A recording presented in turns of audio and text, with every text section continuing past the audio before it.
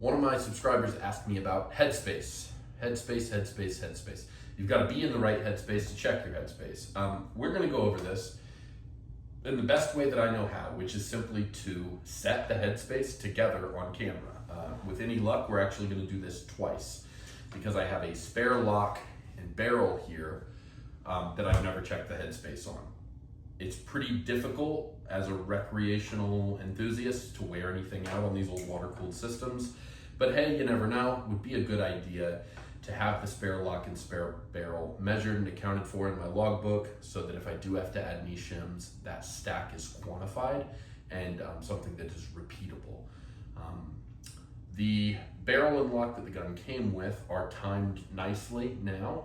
They weren't when the gun came into my possession. The headspace was excessive, and I was getting case head separation, cases ripped in half, stuck cases in the chamber, nasty stuff. So I was able to correct the headspace myself using the guidance from Bob Nace. Bob, I hope I'm saying your last name right. Bob is an OG Maxim enthusiast. He's owned dozens of them, built several from registered side plates, posties, semis, you name it. The guy really knows his stuff. And he sort of walked me through the process for setting headspace on a Russian model. I do have 7.62 by 54R gauges. They are unfortunately useless in a Maxim lock because the rim of the no-go gauge and the field gauge they physically will not slip into the Maxim's extractor groove. I've seen or heard that some guys will grind down the sides of the rim on these gauges so that they will fit into the extractor groove. I contacted Bob and he was super gracious with his time and knowledge. We've corresponded off and on for a couple of years. He knew that I was in the market for a Russian, and when this Curio and Relic eligible transferable came up, he helped me get it into shooting shape. Walked me through packing, walked me through headspace, walked me through fusee spring tension. So thank you to Bob. A lot of the information that I'm going to pass on comes directly or indirectly from him and things that he's written and the conversations that he and I have had over the last couple of years. So with that said, we are going to go ahead and go over a checklist of things that you're going to need. You're absolutely going to need an armorer's wrench, Maxim type armorer's wrench. Right now, as of this filming, these are cheap and available. That will almost certainly not remain the case. They're not making any more of these. So if you have one of these systems, or if you know that you're going to want to get one someday in the not too distant future, I'd go ahead and spend the $20 on an armorer's wrench. It's worth having, and I don't want you to get into a situation where supply has dried up and it's something that's difficult to find that you end up paying through the nose for. Better off to get it now if you see yourself getting one of these in the future. I got a few of them just because I knew that I was going to end up with a 1910. It was my grail gun, my boyhood dream come true. So grab one while you still can. You're going to need an armorer's wrench. We'll discuss why in just a moment. You're going to need a dummy cartridge, inert, preferably made from the type of ammunition that you actually shoot in your Maxim. The reason for that is because rim width does vary slightly across military cartridges and 7.62 by 54R. So it's better if you're using stock from the, or if you're using a specimen from the stock that you're actually running through the system. So this dummy is one of the type that I just described. You need a dummy cartridge, you need your armorer's wrench, you need a stack of various thicknesses of 1/2 inch shims, 1/2 inch diameter shims. I've got like 30 different thicknesses here. That will become obvious to you here in just a moment. And of course, you're going to need a Maxim. This video specifically deals with the model 1910 in setting headspace for the type. The same procedure should apply for a semi or posties, the same thing for all intents and purposes, but we're working definitely transferable today. I do have the Maxim. It's probably out of frame right now. I'm gonna go ahead and flip the camera around and move the gun onto an elevated surface so that we can see what we're doing, and then we'll get to work setting that headspace.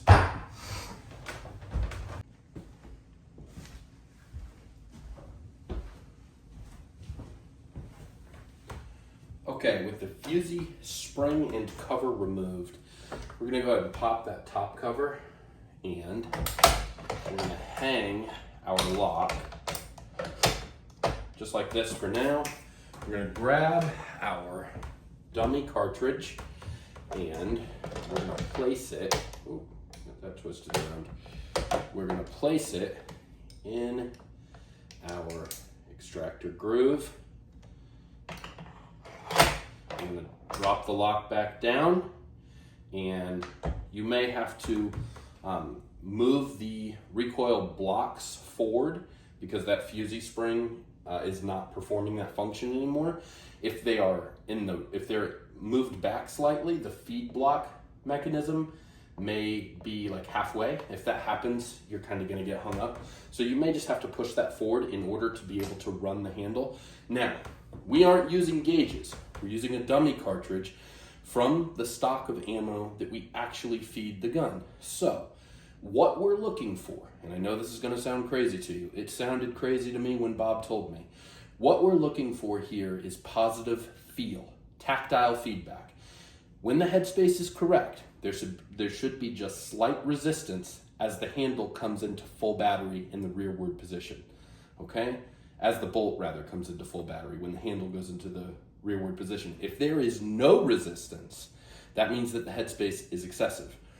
If the bolt or lock won't go into battery, that means that your headspace is too tight. If you're fighting it, if there's lots of resistance, that tends to indicate that you're too tight. You want a situation where there's just light resistance as the lock goes into battery. Right now, I have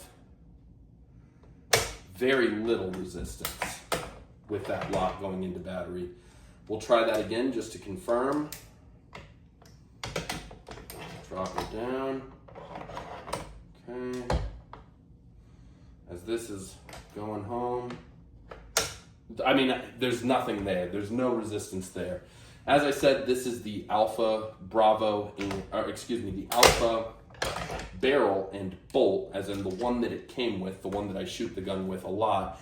So that's not a big surprise. I've removed the washer stack. I know that the headspace in this orientation is excessive because I've shot it this way and it rips cases apart.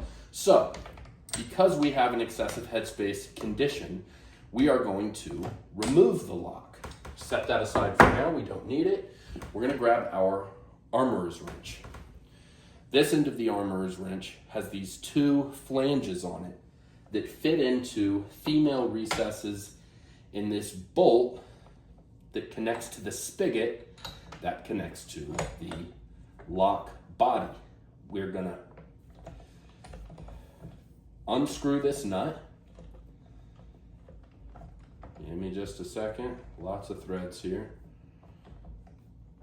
We're gonna get this nut unscrewed. Okay, there's the nut.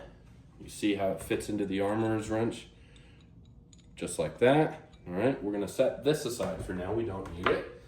And I'm gonna cheat a little bit because I've done this a number of times. We're gonna go ahead and add let me check my notes, a .020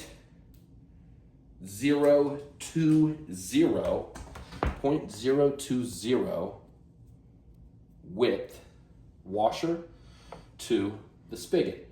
Now, I'm gonna tell you, because I've done this with this lock and barrel, that I know, before we even reassemble, that it's still going to be too loose. But we're gonna go through the motions here, because we're acting as though I don't know this. And here in a minute, when I pull the Alpha lock and barrel and go to the Bravo, I won't know, and we're gonna have to do it for real. So it's important that we be able to go through these motions together. Let's get that nut finger tight, and then I'll cinch it down with the wrench. Okay.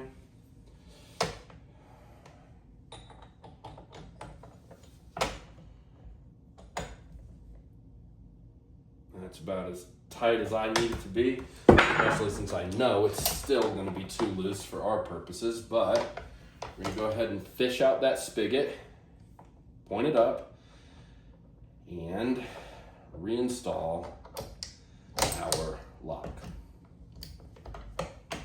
All right, with the lock reinstalled, we once more need to turn to our dummy cartridge, which we're going to place in the extractor groove. And we need to push forward on our recoil blocks. And now, there we go.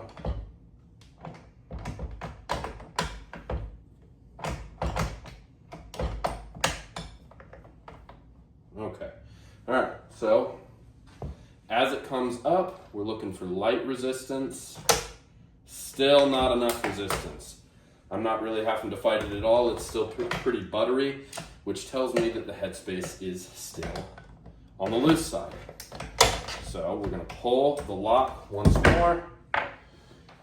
We're gonna fish out our nut once more, using our armorer's wrench to break the nut. And then we're gonna unthread the thing.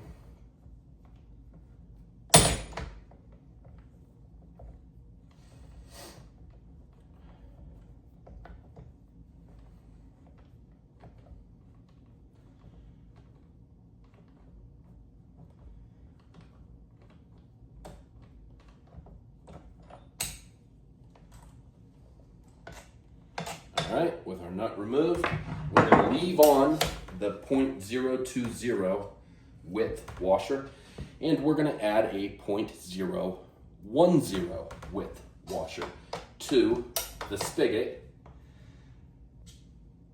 And I'll give you a little tip. These washers are a pretty tight fit on the spigot. I find that I sort of have to thread them down to the base of the spigot so that they are flush with the bottom of the nut once I tighten it back down. All right, so we now have a .020 and a .010 combined. So we have increased the gap between the face of the bolt body and the face of the chamber by 0.030 inches, which I know from experience with this lock and barrel combination has the headspace in a pretty sweet spot for safe and fun shooting at the range. All right, so we cinch down that nut. We're gonna rehang our lock, and we're gonna once more go to our dummy cartridge, and that's what we want right there. Getting some resistance, some resistance, some resistance. I'm still able to do it with my thumb. I'm not having to kill it, but it's fighting me just a little bit. Enough to know that the headspace orientation is now tight, but not so tight that it's inexcessive, or that's not the right word. What would it be? Excessive headspace and I'm really brain farting on the word here, guys. Excessive headspace and insufficient headspace. That's the word. Insufficient headspace. So we're at a place now where the headspace is not excessive, but it's not insufficient. It's not fighting me. I'm not really having to wrestle the charging handle to get the bolt into full battery. Now, to check what we've done, because yes, it's giving me some resistance now, and yes, that's very good, but I would like to know how close I am to the edge. So we're going to grab let me find a suitable washer here. Let's grab a .008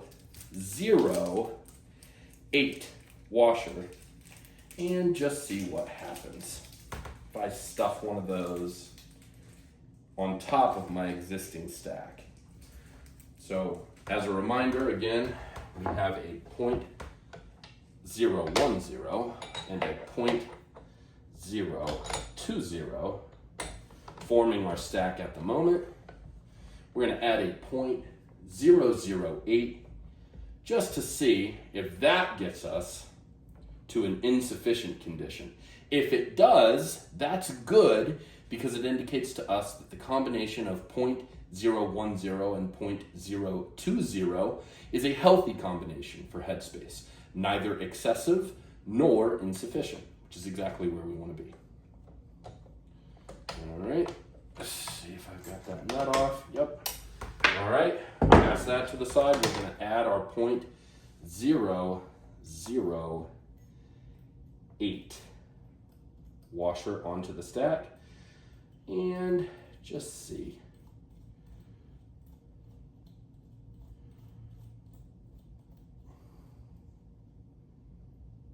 All right, got that down.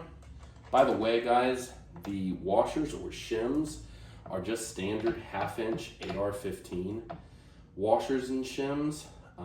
They're available on Amazon, cheap. You get a variety pack. That's exactly what I did. Just make sure that they should be labeled, but if they aren't, make sure that you label them in whatever storage system you decide to use, so that you can duplicate your results, especially if you're changing barrels or locks. All right, so we're going to cinch that down with an additional 0.008 washer on the stack and see where we're at. Okay, we're going to rehang our lock, and one more time we're going to go to our dummy cartridge. We're going to tap our lock down.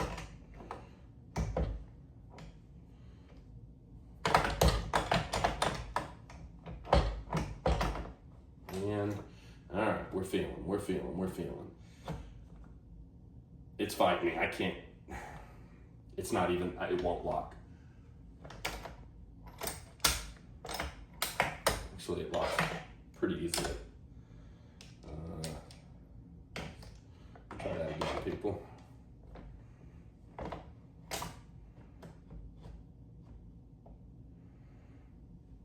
It's not giving me that final click. Yeah, it's not locking. All right. It's not giving me that final click. One more time. Yeah, it's not quite going into battery. All right. So that tells me that we have got the Headspace at 0.020 and 0.010. That is a pretty healthy orientation for me. So one more time, I'm going to unscrew this. I'm going to remove that last shim, and then we'll put the lock back in, and we'll listen for that final click that we were missing with the 0.008 shim added. That final click indicates to us that we are fully locked, which the bolt would not do with that additional shim added. So, with it removed, we should hear that click, and that communicates to us that we've got the Headspace in a good place, neither excessive nor insufficient. This is going to be really fun to fish out, I can tell. As I said, they're a bit of a tight fit. Kind of have to rotate them around the threads that the nut secures to in order to get them down to the base of the spigot. So bear with me here. All right, we have our 0.008 shim removed. We're going to set that to the side, and we're going to one more time lock down our nut. I'm just going to do this hand tight and then cinch it with the barber's wrench. Seems to be a little bit faster. All right. Okay, got her hand tight. Let's cinch it down. All right. One more time. Hang our lock. And once more, we're going to the dummy. And no, I do not mean me. Dummy cartridge. All right. Drop her down. Everything's lined up.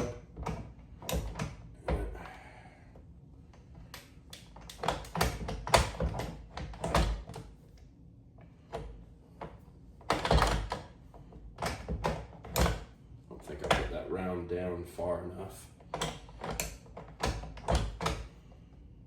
did not.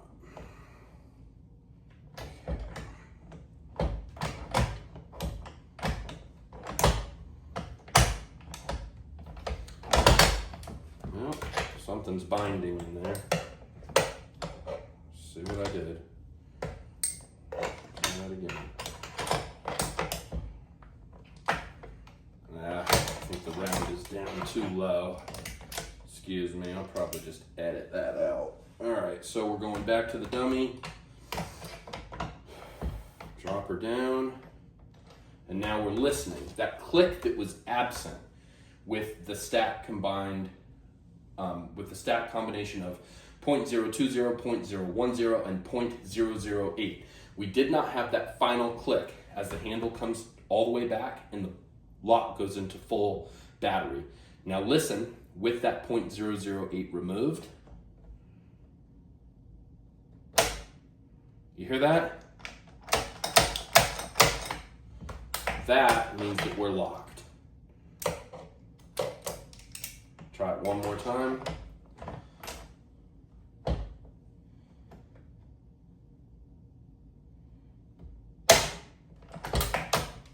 That's about right.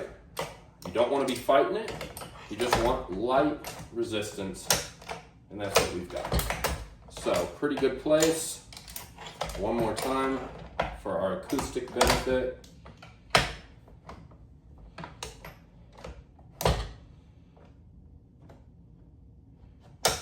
Yep, that's beautiful. That's right where we want it to be. So, with our alpha lock and barrel successfully headspaced, combination 0.020 and 0.010.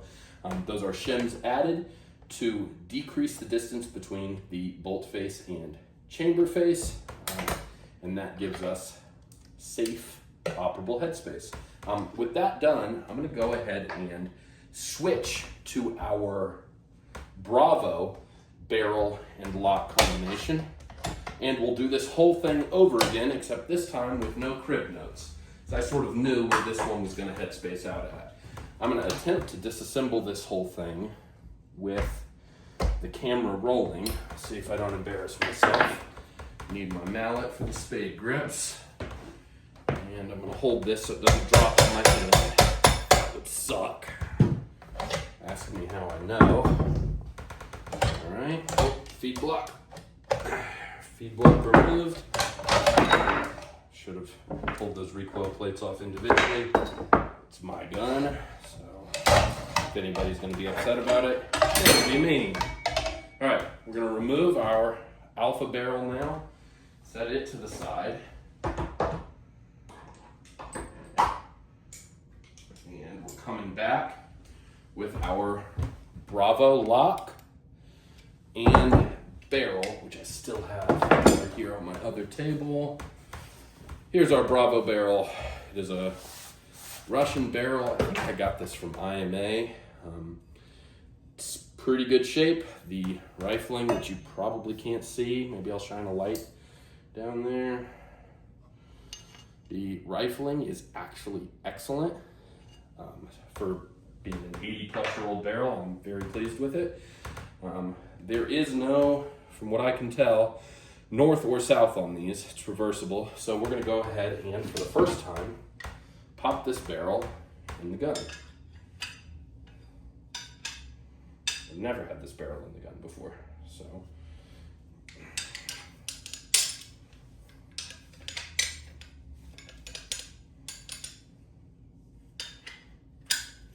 All right.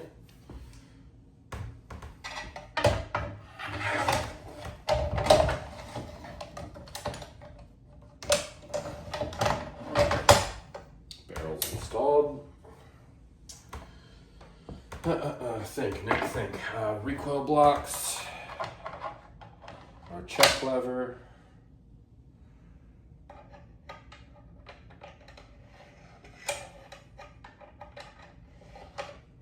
okay, spade grip assembly, my mallet,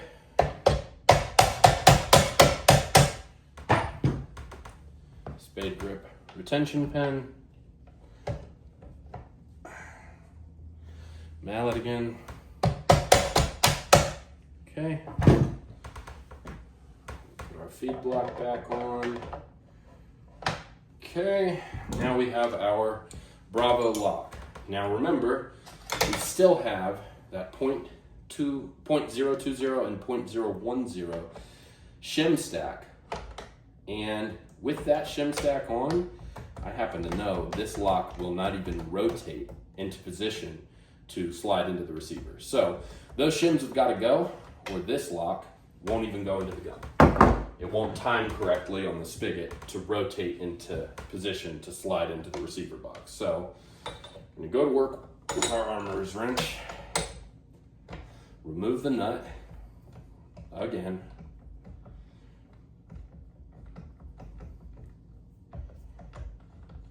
and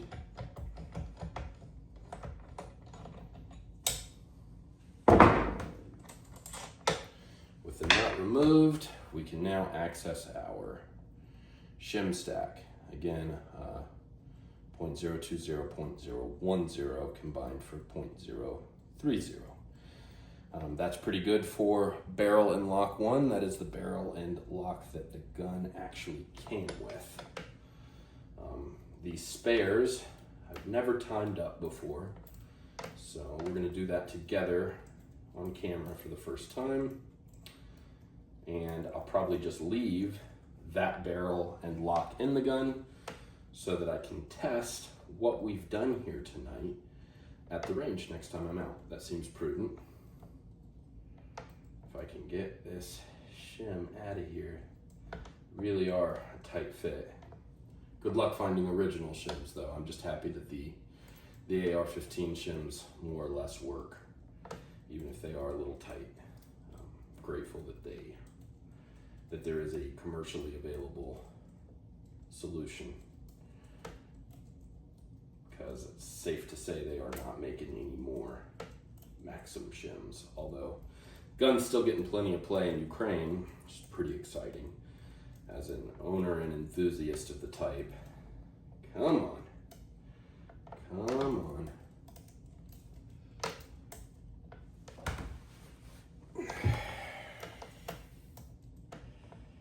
Oh, boys, it's fighting me. Come on. There it goes. All right, so I've got our 0.020, 0.010 shims out of the gun. We're going to try this naked with no shims, just the nut and our Bravo lock. The barrels and locks are marked by me so that I know which is which. Don't want to get confused and have an accident. Probably pretty good safety procedure if you, like me, only have one Maxim gun and one face. All right, let's cinch that sucker down. And we're gonna hang our lock, Bravo lock. Okay. Yep, now it drops on, whereas previously it wouldn't time up correctly on the spigot. Now it drops on, and again, as we come to the back here, as the lock is going into full battery, we just want light resistance. We don't want to fight it. We just want light resistance. Gosh, that actually felt pretty good. That felt about how the Alpha barrel and lock felt after we added the two shims. That felt very similar. But we cannot go only based on what we feel. We also need to confirm it on the upper end. So now we're gonna remove our nut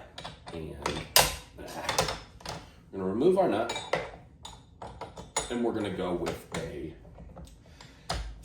that 0.008, and if that is giving us trouble, or if it doesn't give us that click at final lockup, then we'll know that this barrel and lock can run no shims, which is honestly ideal. So let's grab our 0.008 .008 shim. I'm gonna thread that onto our spigot. All right.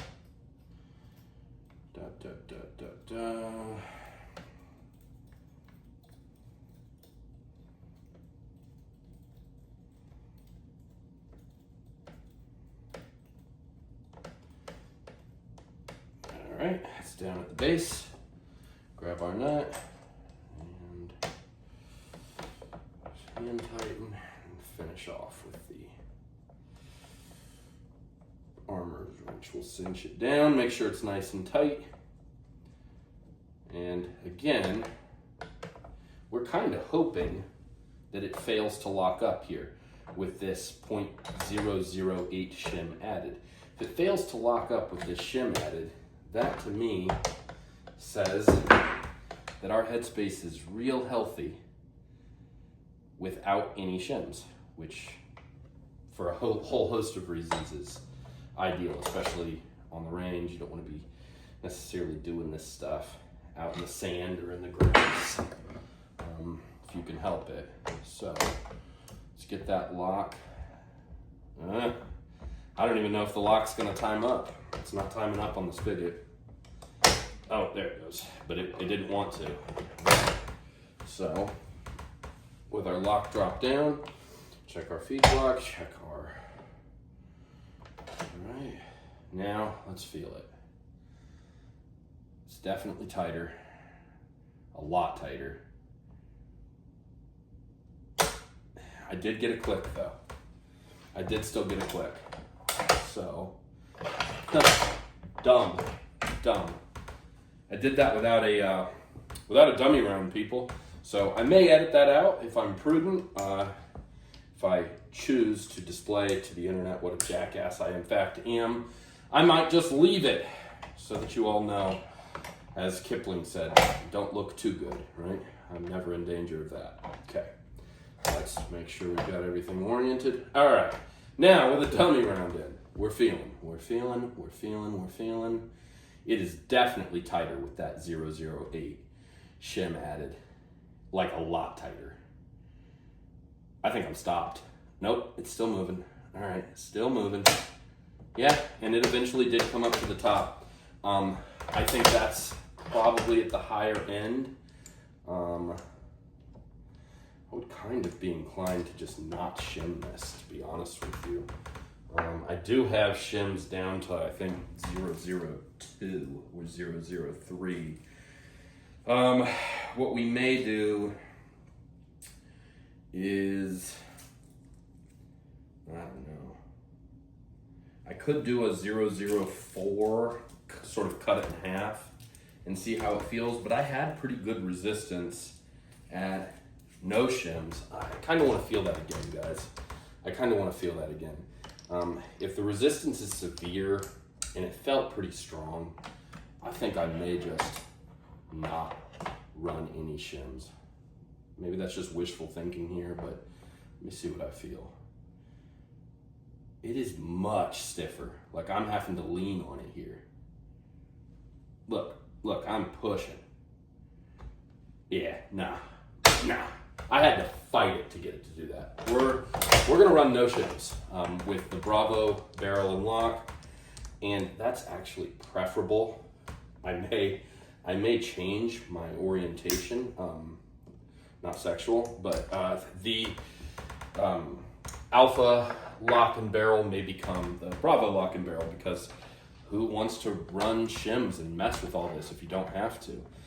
I believe this lock and barrel are safe with no shims. So let's pluck the nut one more time and get that 008 out of there. It's probably pretty well crushed. No, it still looks okay, but shims are cheap. I imagine I'll just trash it. I don't guess I'll ever reuse it. Not when I have a bag full of new ones. Okay, so we've got our nut off. We're gonna remove that 008. No, it still looks pretty healthy. It's not crushed, but in the interest of abundance of caution, I went ahead and chucked it in the trash can. So now we're going to re-secure our nut with no shims. We don't need them, in my judgment. Not if it's, if I had to lean on it, I'm 260 pounds, people. If I'm having to lean on it to get the lock to go into full battery with a 008 added to the stack, we don't need shims.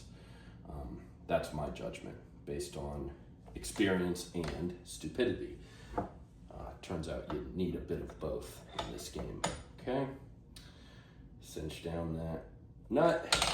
We're gonna rehang our, for now, still Bravo lock and our Bravo barrel, although these may become my primary. The only thing that gives me pause is that I have that Alpha lock and barrel really dialed in as far as accuracy goes. Last time out, I was making hits at 500 yards in controlled bursts with this system, and that's on like a 25 by 40 inch plate, something like that. It may be 20 by 30 inches, something like that. But I was making hits in full auto at 500 yards. So that barrel shoots really, really well with this gun. But not having to mess with shims is pretty nice. We're gonna confirm that one more time. We'll hang our lock, drop our dummy into the groove, and we're just feeling here. Let's feel. All right. Some resistance coming up, but I'm not having to lean on it. Some, and there it goes. Locks out. One more time. I know I said one more time, but this time I mean it. Maybe. All right.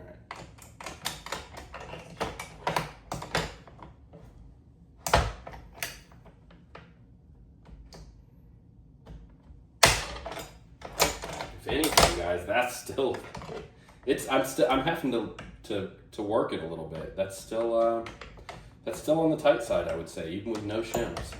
That's still kind of on the tight side. I don't think that it's insufficient. It's still going into battery, but it's not sloppy. It's not real loose. No, I think that's probably fine. If anything, I'd say that I'd almost wish it looser, but I'm not getting into filing anything. And as I said, I don't think it's insufficient. It's locking up without me having to put a bunch of force on it. So I think that's just fine. And this may just become my new primary bolt or lock and barrel combination. So with that out of the way, we're going to drop our lock back down into the system. Make sure our recoil blocks are forward. We don't need our armorer's wrench anymore. I'm gonna re-hang our fusee cover spring, which I'm not gonna move the camera for. You guys kind of know what this looks like, or you should. You essentially just hook the spring and push forward against the tension so that you can fix the cover on the 3 pegs welded to the side of the left side plate. Now let's listen. Feels good. You may want to tighten up my fusee spring tension just a little bit, but for now, I think she'll run. Thank you guys for tuning into this video. Thanks especially to Bob Nace for coaching me on all this stuff, making sure that I stayed safe. As a younger Maxim owner and enthusiast, I think it's really important to curate and pass down this information and to keep these systems humming. You know, they've been on the road now for 141 years, and I see no reason they can't go another 141 if we are good stewards and custodians of that which we have come into. I won't say inherited, because most of us didn't. I had to buy this, it sucked. But if we're good stewards of this machinery, we should be able to preserve it for centuries more. Hiram Maxim really knew what he was doing with this thing. Anyway, thank you for tuning into this one, and as always, be kind to the world edge bump into it. Peace.